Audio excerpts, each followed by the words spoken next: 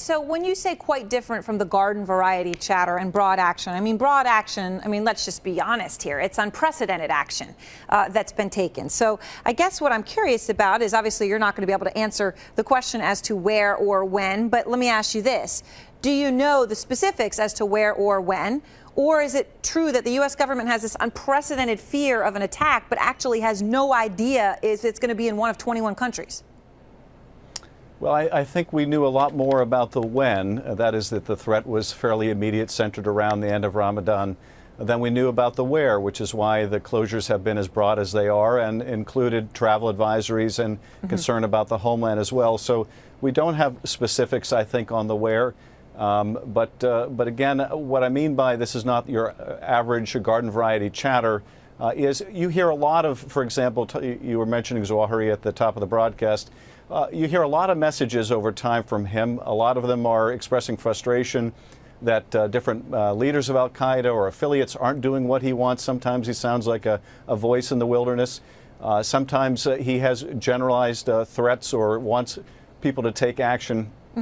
And in order to justify, I think, the broad action that's been taken here, without reference to him or anyone else, you need more than what we've seen in the past. I think that's about all I can say on that subject. So one law enforcement source today told us the only reason he could see for closing diplomatic posts would be that the United States was afraid of something very specific and very unusual. Chemical weapons, a type of weapon that the embassy could not detect. You know, not just some sort of a bomb that might go through a metal detector or some sort of a suicide vest. Is there any indication that you're looking at something like that? Something unconventional?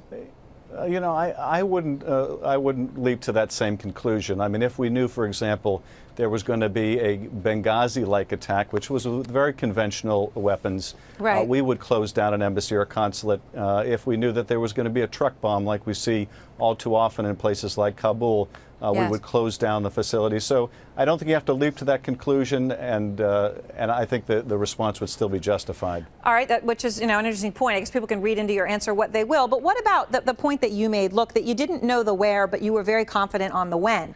So if you're confident on the when, right, Ramadan ends in the middle of this week, and then it's over. And then the question is this just going to be open-ended, or is the alert going to go away, or are they going to be able to adjust to something else? I mean, you kind of, once you do this, you end up in a situation of, well, when do you open things back up again? And are they going to seize that moment then to go ahead with their plans? Well, that is a risk, and certainly there are downsides to the disclosure that we've had, and as more information seeps into the public awareness in terms of what sources of intelligence may have been, that poses risks in terms of what we can gather in the future. We've also, you know, tipped our hand and maybe less prepared the next time. But all of those costs, I think, are worth it, because we are deferring this plot, hopefully indefinitely. We're protecting our people, and we're buying time to do further intelligence. Every day we're getting further intelligence in, and some of that intelligence may tell us about who some of the players are with greater specificity about where the location is.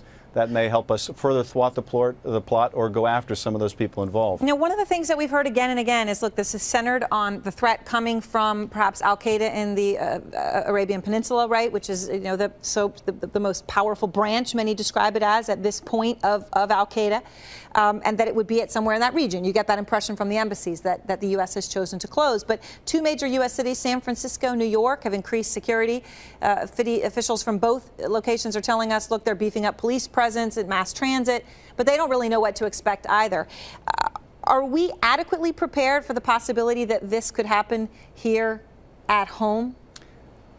Well, I think we are adequately prepared, and certainly law enforcement and the intelligence community are working together to do everything possible. You can understand why a city like New York, which has so often been the target of terrorism, would want to step up their status and their alert based on what they've been able to glean and what we've been able to glean about the threat. There's only so much you can do, and Aaron, we've already seen we're getting into the debate about, are we doing not only enough, but are we doing too much? Right. I think that trade-off in the whole NSA arena has been playing out over the last month. So yes, I think we're prepared. Are there other steps that we can take? Certainly. Are we willing to take them in terms of what it might mean to the invasion of our privacy? That's a very tough question, which we're debating right now in Congress. But yes, I think we're prepared.